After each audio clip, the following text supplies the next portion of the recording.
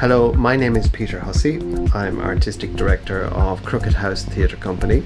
This is one of a series of short films exploring some of the concepts associated with our project Digital Drama Workshops.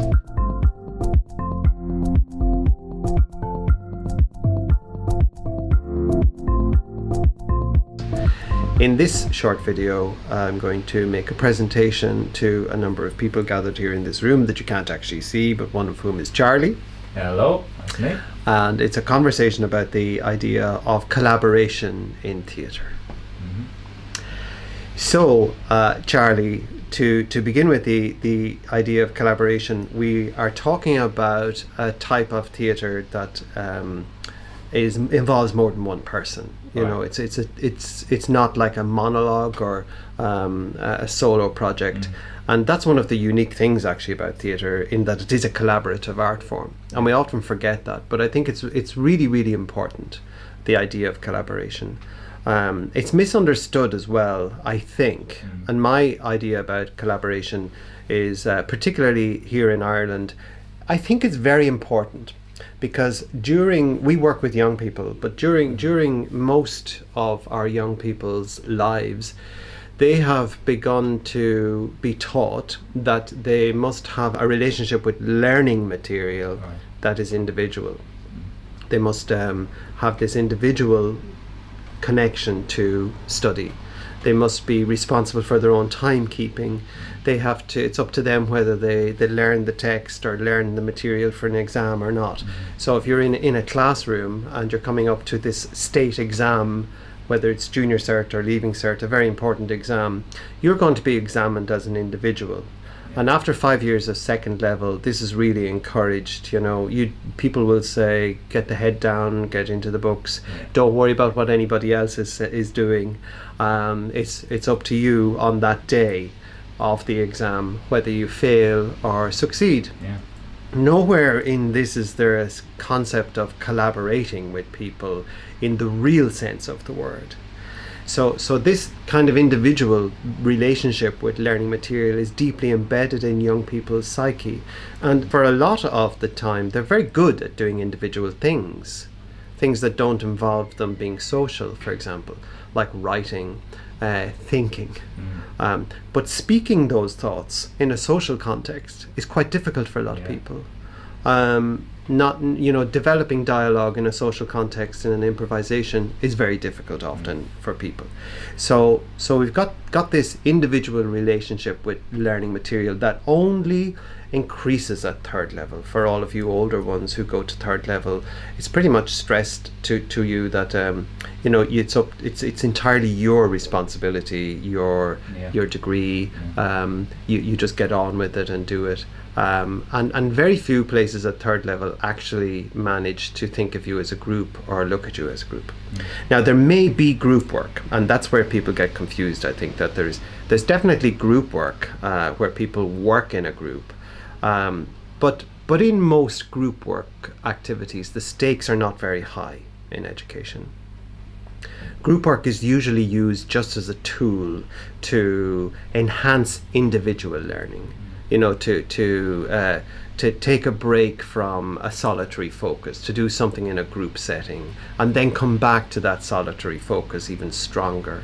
Or maybe to go to a small group and share your thoughts or get some ideas out of your head, and then in preparation for doing something in a solo way, writing an essay or something like that. So small group work where you speak in groups is usually used at third level and at second level to enhance your individual relationship with the material.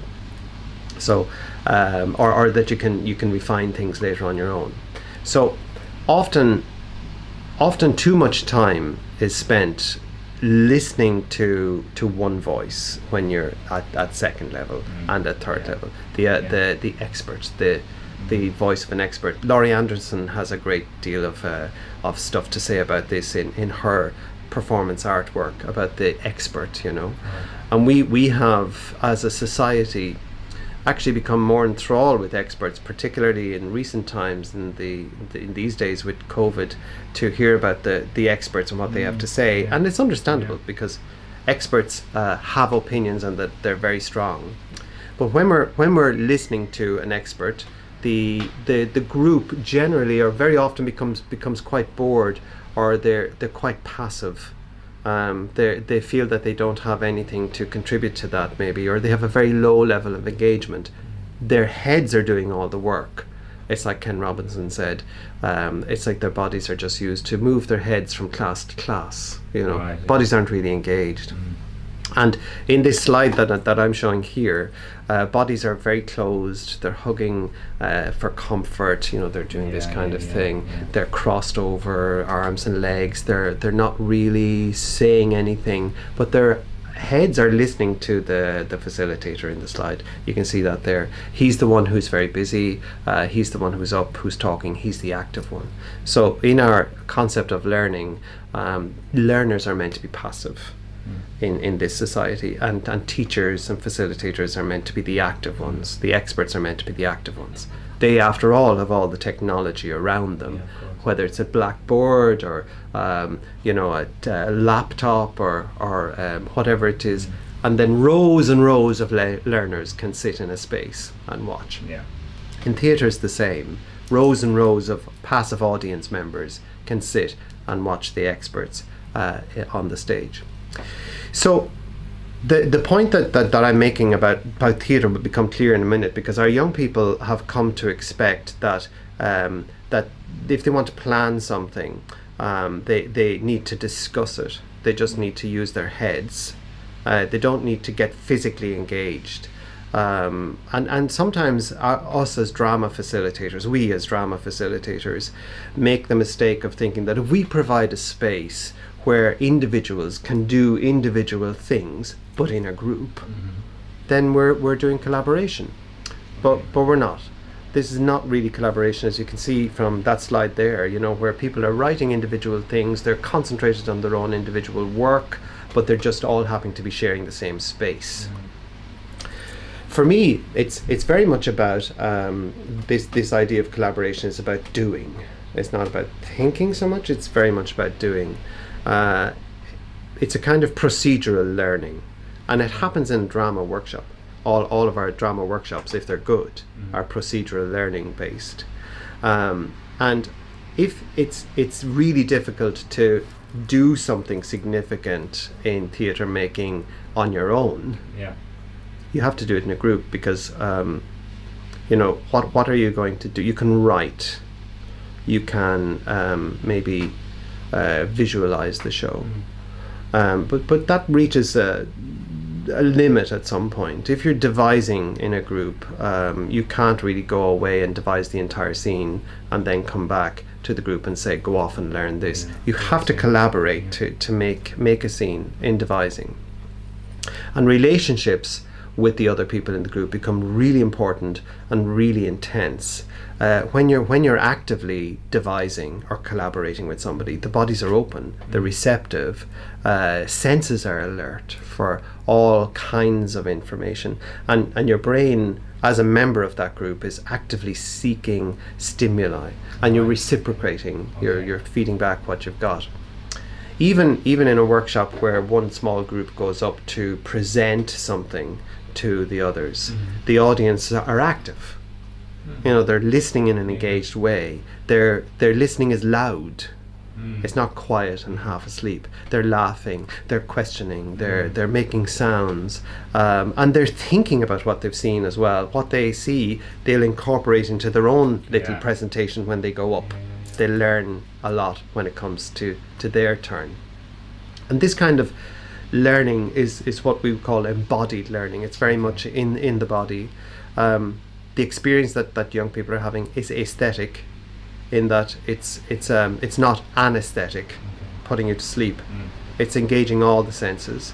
So all the participants are moving, they're imagining with their minds, they're thinking, and they're feeling all at the same time. So that's kind of an aesthetic experience. After each activity in a devised workshop where people are working together, we step out and reflect on what we've just done. Okay. So people make something and then we reflect on it in a group way. So everybody has to think about and share what they feel about what's just been presented and give feedback to the creators. In this way, we're not just saying you were great, you know. It's not just about saying well done. The feedback and the reflection is all about looking for meaning and significance in what was just done. Okay. And if you can't find any, you don't necessarily give feedback. You know, but you're looking for, that's what the feedback is. Maybe asking questions, looking for clarification, saying why did you do this or whatever. And the outcome of working collaboratively in theatre, when a group works together, the outcome is nearly always presented in the form of a performance. That's the outcome, where the group comes together to make a performance. The outcome of working individually in school is presented in an exam. You do well in an exam. In a sense, you perform at the exam. Here it's different. It's the whole group is performing together. That's the result of these months of work. And it's the end goal. And this is, if you like, where that learning is exhibited or shown. In school, it's shown in the test. But now here in performance, it's shown in the performance. And it is assessed in the same way that an exam assesses you. It's assessed by the audience, also by yourself. The learning is assessed. Was it really good? Did it engage them? You know, how do audiences appreciate what you've just shown? So the key thing, though, is that the whole company is assessed as one, generally. You know what I mean? The performance rises or falls on the level of everybody's energy. If there is a single person in there who's being very individual, we often see that straight away, and people begin to realize that this is a self-centered or self-absorbed kind of performance, and it pulls down the quality of everything else.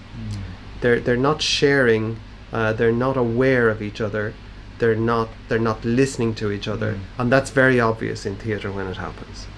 You know, we often talk about, in old-fashioned ways, the prima donna term, which is an old one, but it's talking in some ways about that, about an individual standing out in a company and taking away from collaboration to take the focus exclusively on them. So the other thing about being assessed as a group is that you have to care about each other. That's the key thing, because you have to care that everybody is going to perform optimally in the performance. You have to care that everybody's in their best health, feels good, is able to contribute their best energy. So because it reflects on you. In a school setting, it doesn't reflect on you. If your friend is sick, you still do your exam. Or if somebody else is ill or has bad mental health or hasn't communicated in days, you still do your exam. It won't have a material impact on how you do. In a performance, if your colleague or your friend is ill or is not focused, it will have a material impact on you. So there is a kind of a social expectation that you need to care and mind people if you're going to really collaborate with them to present something. And that's what theatre is very good at. You know, it is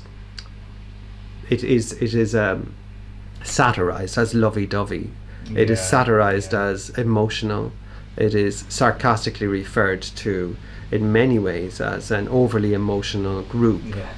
That's what's happening. People are actually caring for one another, and especially young people are caring for one another. Of course, there are ways of doing it too much, but if people don't care for one another, the show won't succeed.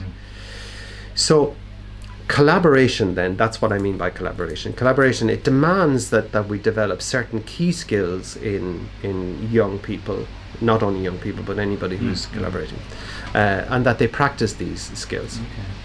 One of the main ones is to know when and how to give and take. When do you need to give energy to the group? When do you need to step back a bit? When do you need to be supportive and encouraging?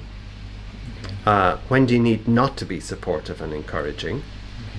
That's a key thing, because maybe somebody is fed up of hearing just positive support. They want something else.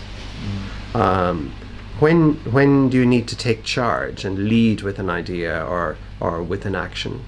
This giving and taking is really key skill in collaboration. You don't need to know any of that if you're just an individual doing something. Yeah, right. But working with others socially in a group, you need to know all of this. And young people find a wonderful way in theatre and in devising to learn those skills. Okay. To know how to read people and how to give a response to someone that's appropriate.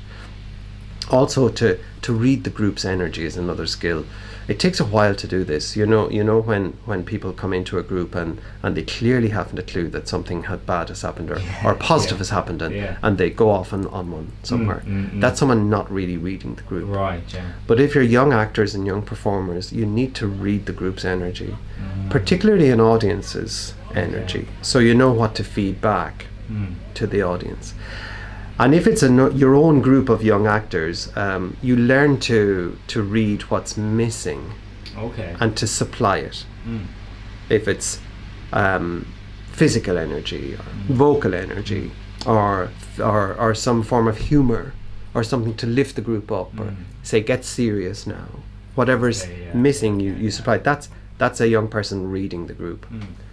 But for me, the key thing in collaboration that they learn is how to work with confusion, because in a group you have no control really. You don't have full control over the outcome of the product that you're working with in a group, because somebody else is going to also contribute. So is he. So is she. So the end product will be this group collaboration, this creation. You're only part of it. And it's quite hard to give up that control sometimes. And some young people find that very difficult and say, no, we need to write it down. We need to step by step know what's going to happen. You need to say this. Or they will say things like, what's my cue I need my cue, or I need to know. So all of those are symptoms of maybe a young person reluctant to, let's see what happens, to respond to the unknown when it happens, or to go into the unknown. In devising, in improvising, obviously, this happens. So there's a vulnerability coming with the idea of not being in control of something. You need to lean into that. Another key skill, obviously, is to multitask, to hear what the audience feel, to think about what I have to contribute, to supply the things that the scene misses. In working with groups in a collaborative way, you also need to learn how to objectively hear, feel, and see what you're doing and assess its value. Say, this is no good. I'm aware that what I'm doing now is not great. I'm going to have to lift it up. To objectively do that while you're doing it. It's a really important skill. And it's what we call hard focus and soft focus in theatre. You as an actor, for example, need to be really present with the person you're acting with, and be truthful and hear them, and also be aware that maybe you have to move the cup into another position, or the audience is falling asleep or whatever. You're all these things. Hard focus and soft focus is happening at the same time.